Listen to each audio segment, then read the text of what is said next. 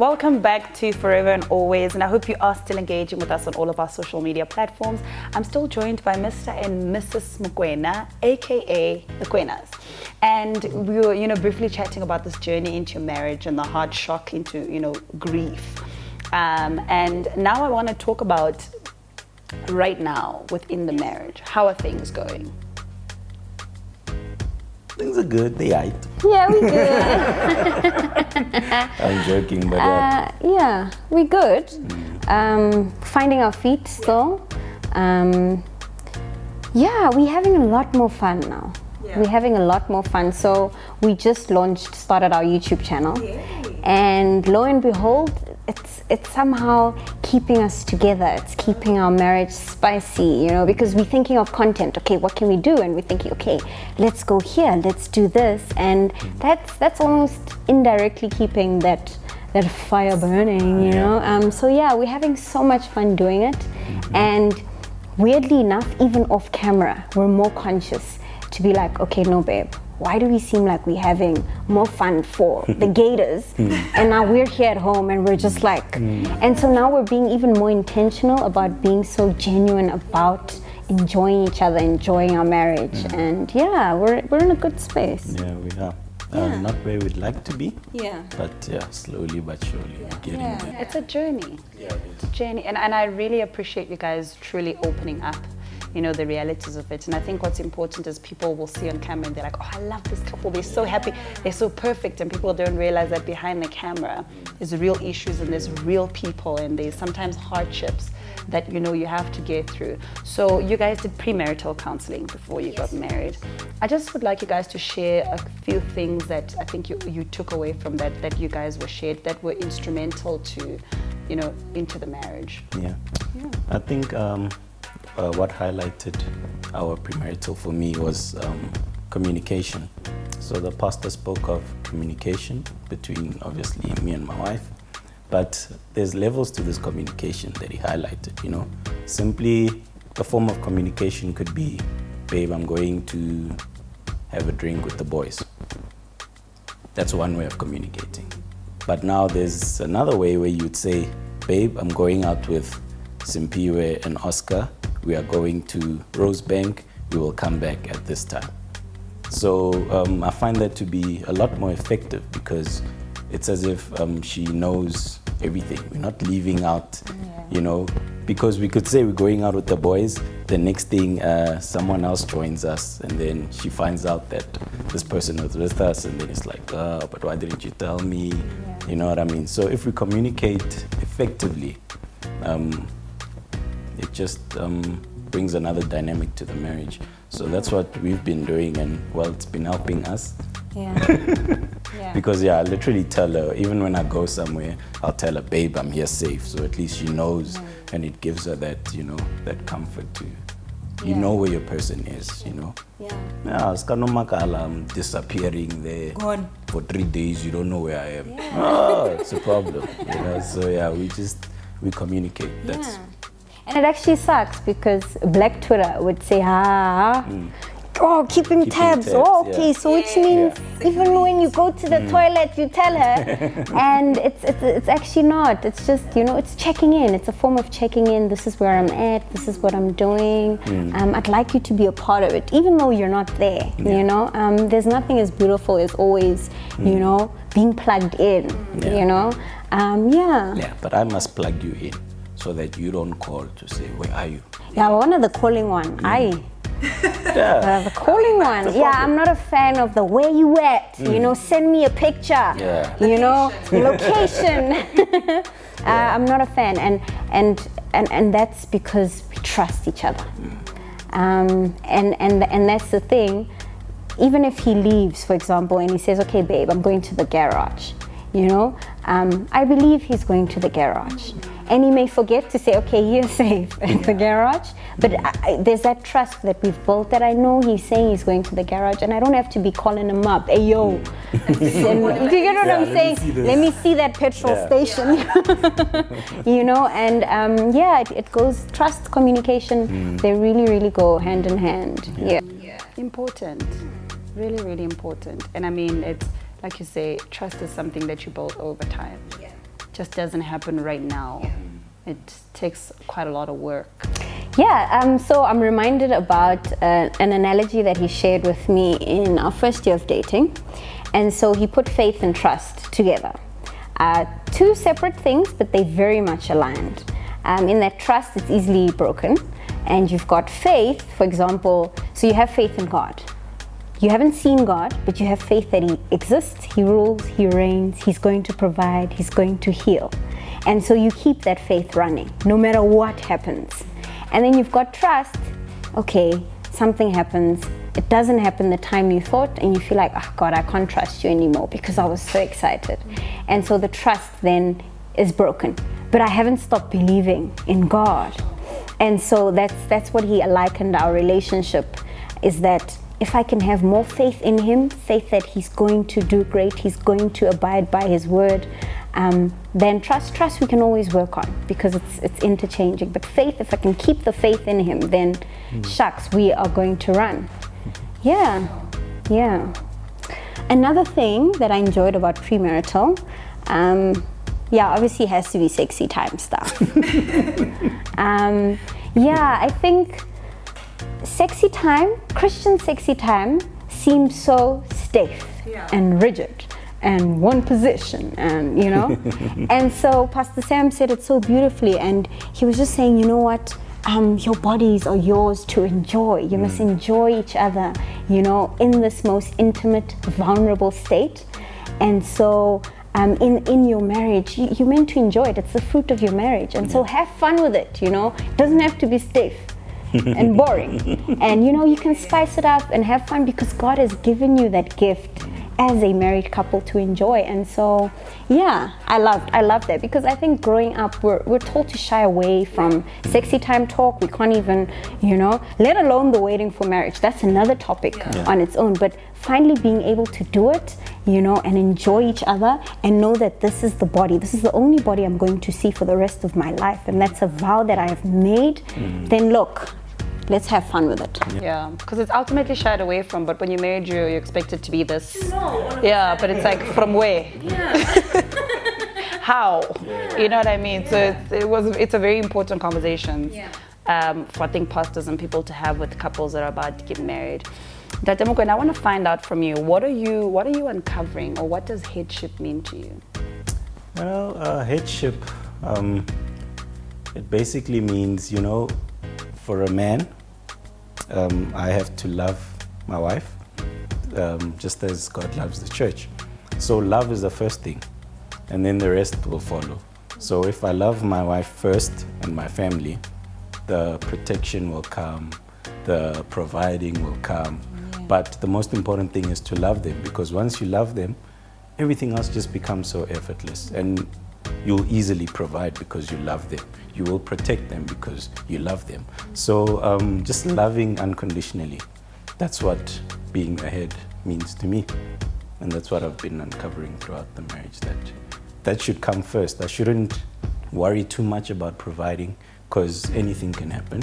I shouldn't worry about protecting, because anything can happen. But let me focus on the loving, and everything else will come.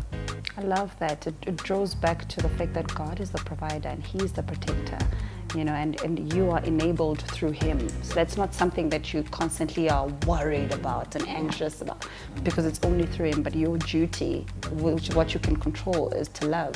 But society, it forces us to, you're a man, you have to provide, you have to protect, you know what I mean? And as men, we come into a marriage, and it's instilled in our heads that this is what we have to do.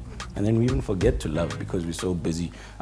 I gave you 500, go shopping, you know what I mean? Something like that. And you just forget to love. Yeah, and that puts a lot of pressure for men. And I was having a conversation with a few people, and we were talking about whether or not an average South African man is actually ready for marriage financially. For the mere fact that right now, when we talk about marriage, are we saying when you want to marry me, you must bring a house, money and this, you must have a black card, then only will I get married. Then, or do we build together? You know, those are conversations that in our society is deterring to the fact that as women, there's an expectation of also he must be able to take care of me. He must be able to do this, he must be able to do that. And that's just putting so much pressure in our men, like you're saying, it becomes so frustrating. And I think you know best because you waited 5 years to pop the question because, yeah, because you wanted to get all your ducks in a row, you know, because there's always this assumption that you have to set it picture perfect for you to be able to take care of it and do that. But sometimes what happens when you've planned all you can and the provision runs dry. Yeah. That's another story, yeah? And that's where the enemy always attacks the man at his point of provision. Yeah. And I think that's then test for me. You know, can I sit through having the dry bread? Can I sit through not being able to do my hair for a month? You know, can I, you know, outside of myself, you know, I'm going out there and, you know, securing the bag for us. Can I sit through hearing that the man must? And here he is, and right now he isn't, or he can't. You know, yeah. It definitely takes away the pressure of defining men according to how many cows they have. You know, defining men according to their bank accounts, according to the things that they possess. Because there's so much more to a man than that. Way much more to a man than that. You could have all the money but have the worst communication. You know, and be violent and you can have the money and be a brilliant person. But ultimately, someone always says to me that the biggest things you need to be proud about are the things about you that no circumstance can ever change. Which is that love. Money or no money, you know, abundance or no abundance, vacation or no vacation. That's a constant thing and it's never changed. So that's beautiful. That really is. Mrs. Submission. Hey, Shucks. Yeah. What did you say? Are we done now? Are you kneeling down every single morning and rubbing his feet? Oh my goodness. And woo! Yeah, it's a heavy topic. It's a very heavy topic. But I always say it's easier to submit to him because he's submitted under Christ.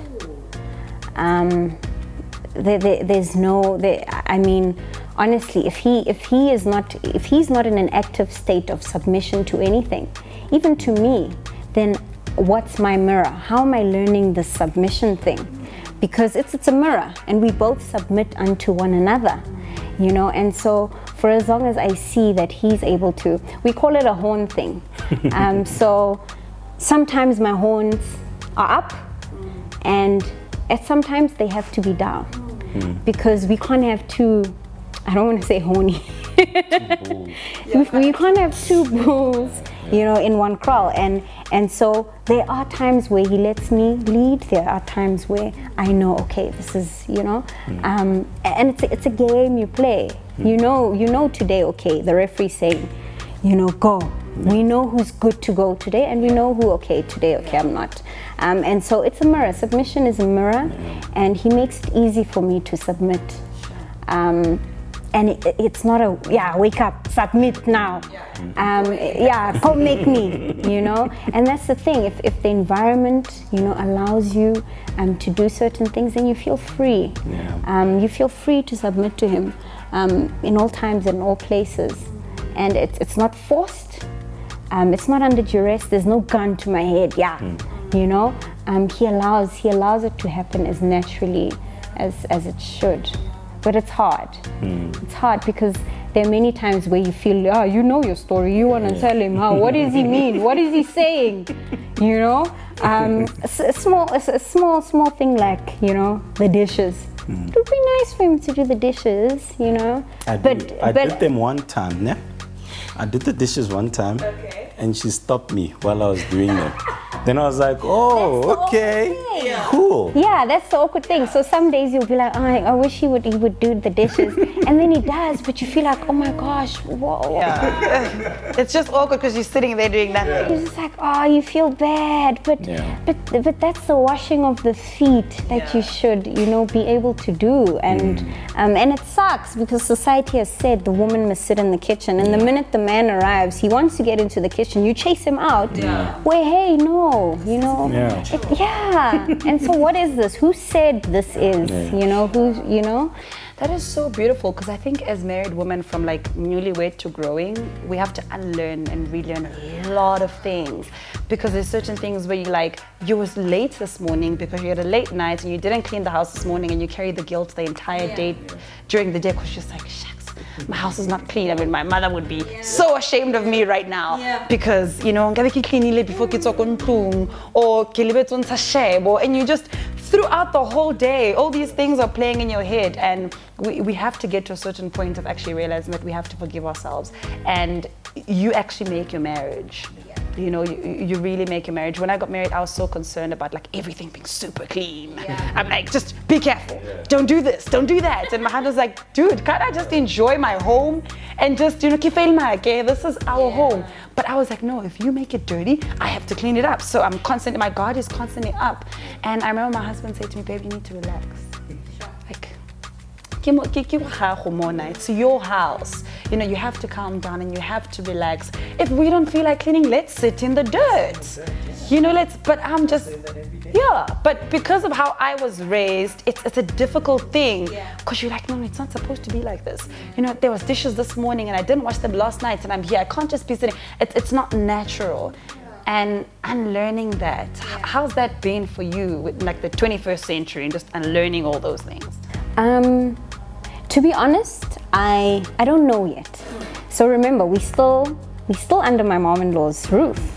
So there's only so much wifing I can do. There's only so much I can do, because it's not my space yet. And as much as she said, you know what, this is your home, this is you. Subconsciously, I know, we can't walk around the house naked. You can't. And so I would say right now I'm still more makotiing than I am wifing.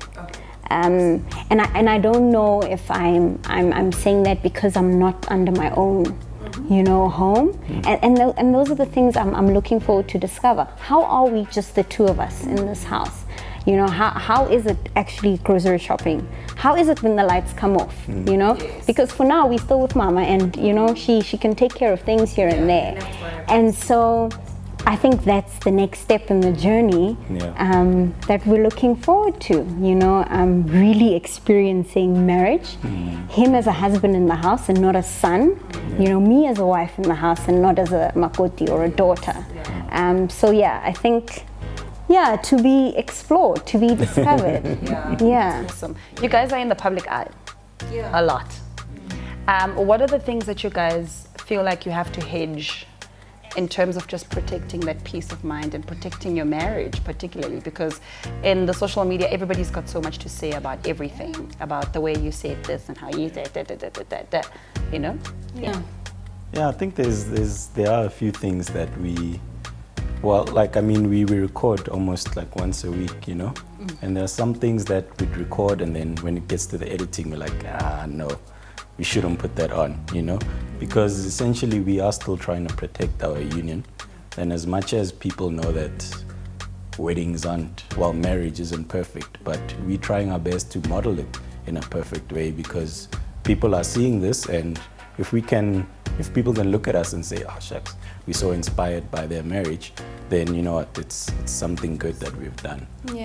So I don't think that laying out our dirty laundry is good at all, but there are some things that we can show that, we are still people and we are vulnerable, we do make mistakes, but doesn't mean that we should show those mistakes, because someone sitting there could be considering marriage, then they see that, then they're like, nope, not for me, you know what I mean? So that's just how I see it. It's a bit hard, because on the one end, you want people to know that you're still people. We make mistakes, we fight. But I think the thing is, when you and especially because it's not live. We've got editing behind us, and we choose what we're going to cut, what we're not, you know. But some things, I think the most thing when we choose what we're going to put out there, we always check, okay, is this moment really giving glory to God?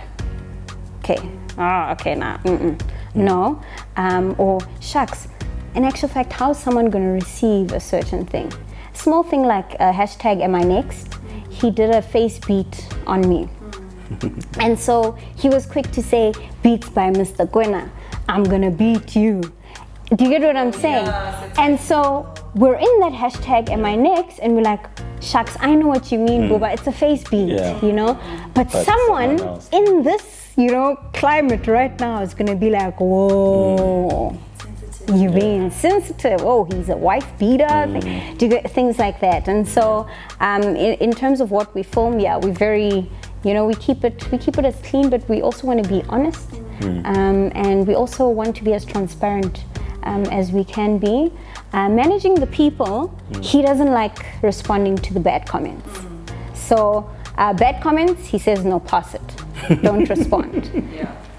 I can deal with the bad comments. I've been bullied like my whole life, so I think that also prepared me for this journey, because I've dealt with girls not liking something about me or saying something mean, and so any bad comment I can easily respond out of love, but he'd rather no, leave it, that's their opinion, leave it. And so we're trying to balance, you know, what we say, how we respond, but we've just received so much love. A lot of love. It's been so fun. It's been overwhelming. How people actually want to try this relationship thing, the marriage thing out, you know. And if we can be that light, then let it be, you know. Yeah. Thank you so much. I must say your story has been very moving. Really moving. It's been one of the most interesting conversations I've had on the show.